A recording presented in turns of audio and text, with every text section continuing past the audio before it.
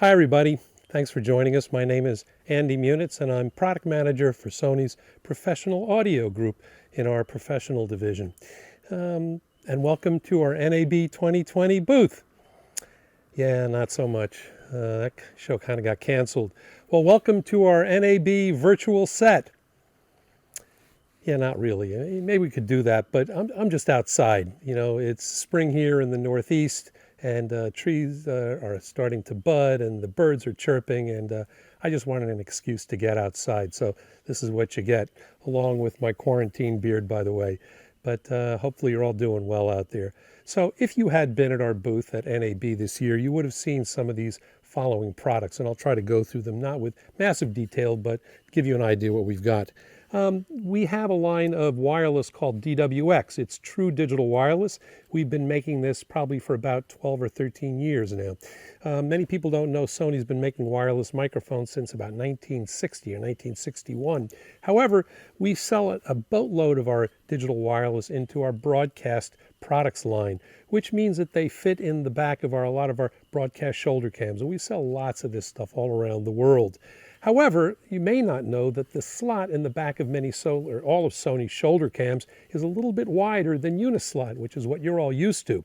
So we had receivers that were a little bit too wide to fit into Unislot accessories in the world of location sound. Well, we have a brand new model called the DWR S03D, and guess what? It's Unislot size. And you can buy either a 25-pin connector on the bottom, or you can actually get a 15-pin connector to screw on. That will make sure that it fits into a Sony camera and connects with the 2 channels of digital audio there as well. So that's an important thing. And we also have the escutcheon plates that come with it, depending on whether it's going into a Sony size slot or a Unislot size slot, and make sure it fills up the hole and makes for secure mounting. However, this is true digital wireless, and as such, we've got a couple of body packs and a plug-on transmitter.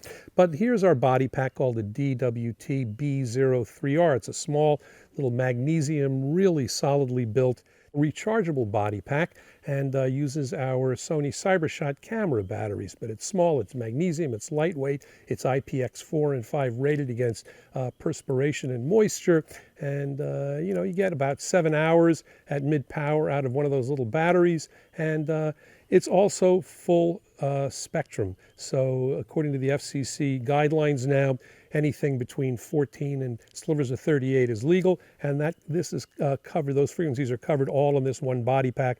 No blocks are necessary. The receiver also covers all of those frequencies. And finally, we also make a body pack called the DWT B30, which uses AA batteries, but it also has that same no block, full FCC legal spectrum capability. Now, these transmitters are also Zigbee controllable from the receiver. You can pair up a transmitter individually to each channel 1 and channel 2, and then you can call up at a distance of about 30 feet away from the receiver when you're using the portable gear, and you can call up the transmitter's menu and go ahead and set and change all the things on the transmitter, such as you can scan for new frequency and instantly set it out to the transmitter to change. You can put in one of 15 different low-cut filter settings, mic pre-gains. You can even remotely put the transmitters to sleep in a low-powered sleep mode to save batteries during a break. And you never have to go and dig into talent's clothing to change any of these things. It's all good from about 30 feet away. Even when this is in our shoulder cam, we can link the camera's power on and off state to the transmitter. So when you turn the camera on and off, the transmitter goes on and off. Everybody changes and goes to a new location or has a lunch break. You come back, flip the camera back on, and the transmitter power is back on as well. These also have a choice of 4 different codecs, and that's nice because we have reduced the latency in our codecs, in one of them down to an amazing 1.2 milliseconds, which is incredibly short latency, very, very fast. But codec number 3 specifically has an extra layer of error correction in there and handles burst errors, so it is particularly, it protects against walkie-talkie noise on set and things like that. Now, the final thing I wanted to mention about this series, without going into too much more detail, is that in the world of location sound, you all are pretty used to scanning for the quietest frequencies and making sure everything works out properly. However, some people are still nervous about scanning. So we have a new mode. Even though you can scan and pair up one transmitter and then leave it on and do it with the second channel, we have a new mode which does both channels at the same time. You can hit both the menu and the set button together. It's a little shortcut button hit. The unit takes off and scans through the entire FCC legal spectrum of 14 up through 38, and at about 50 seconds, it will give you and read out the two quietest frequencies it found, wherever you happen to be in the country or whatever, and it will say, do you want me to send those off to the two paired transmitters? And you go, yes, and then within no time, both transmitters are paired up to the two best frequencies it found. So that's something new in this series, kind of really important. Now, I'd like to talk just for a minute about something else that is maybe has to do with the smallest thing we all deal with every single shoot, which is lavalier microphones. Lav mics are fabulous. Obviously, boom work is super important as well. But lav mics have always had a problem that, depending on how you dress the cable, you can get cable noise. And lav manufacturers over the years have tried different methods of getting rid of that cable noise, and loops and this and that, and different mounting accessories and so on and so forth. But they've also tried to put coatings on cables or different pliability of cable. Well, and not with wonderful success. So don't ever tell a Sony engineer that he can't solve a problem. They just go to work and they come up with a unique solution. And we have a brand new lav, which is called an ECM 90. And what's interesting about the 90 is that it's incredibly small, and the challenge with making lav capsules even smaller, which has been an industry request for quite a long time, is that when you make the capsule small, the diaphragm also obviously has to get smaller. And when you make a diaphragm small, you lose frequency response and the inherent noise goes up. Well, Sony engineers didn't want to suffer those trade-offs.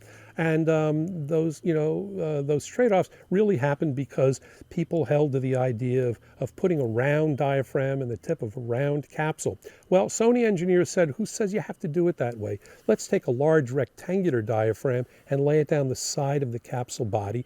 It's so large you can get a full 20 to 20K frequency response and very low noise. And while we're at it, let's take a second diaphragm and put it down the opposite side of the capsule, and you get a tremendous amount of diaphragm space, full 20 to 20K response again. But one of the side benefits of it is that we are able to really reduce the amount of cable rubbing noise dramatically. I'm wearing two body packs and I'm wearing two lavs. One is our ECM 77 that we've had out for years, but I've listened to this up against a lot of other competitive lavs on the market, and they all have about this much cable noise. And it's, something we fight against all the time. This is the ECM 90 by comparison. I won't say it gets rid of all the noise, but it gets rid of about 90 to 95% of that noise. And you can even touch the capsule as long as you don't touch the actual slit, and that's very low noise there as well. So that's the ECM 90. It's available in a LEMO style connector, as well as in a traditional Sony 4-pin SMC9 connector. So let me jump quickly into another important lineup for us of wireless, which is called the UWPD series. We just introduced what is now the fourth generation in this series, which is also about 12 or 13 years old. But UWP stands for UHF Wireless Package, and the D stands for Digital Signal Processing, because wireless like this uses a companding scheme, and companding schemes can actually hurt audio a little bit. You got to compress the signal at the transmitter and then re-expand it at the receiver, and if you don't do a perfect mirror image of what you compressed and what you expanded, you can get artifacts. So we decided, let's take that out of the problem away, because that circuitry is all based on little components and their various tolerances, and let's instead do it with math.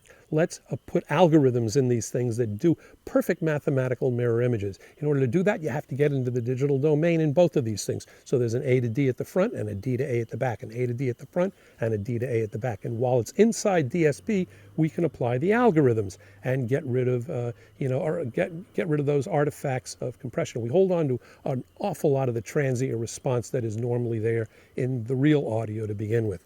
That's important. Now, another thing is that even in this small receiver, single channel receiver, it's true double tuner diversity.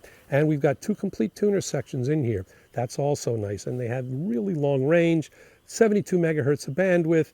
You can get down to 25 kilohertz, spacing, but and tuning resolution, and that's also important. But a thing that we did that's really unique here is that people get a little nervous about scanning sometimes. So in order to scan, you don't even have to go into menus anymore. You just hit the top panel button. That basically, power this guy on here, and let me power on the transmitter. And basically, you hold the top panel button that says NFC Sync. And in about 3 seconds, it'll go off to the races, it'll start scanning, and it will flash black and white at you saying, I found the quietest frequency. Now, right below the display is a little NFC logo like we have on our cell phones, and also one on the transmitter. You basically put the two side by side, and the transmitter vibrates in your hand, letting you know that it's gotten the information and you're ready to go. Now, that's kind of cool. Now, the thing is that these receivers also have headphone jacks as well as audio outputs, and you can use these as personal monitoring devices. You can hang them on your belt, you can hook up your own pair of headphones, and your hand reaches down to the plus and minus buttons, and that becomes your volume control. But say you need, for camera hops or for personal monitoring device, you need a whole pile of these things on set. They all have to be set to the same frequency that the transmitter is on that may be hanging out of your cart or your bag. And basically, you tell the receiver, get your channel information from the transmitter. You pick up a receiver, you go, boop, you pick up another one, boop, boop, and now all these receivers are very quickly set to the right frequency that the transmitter is on.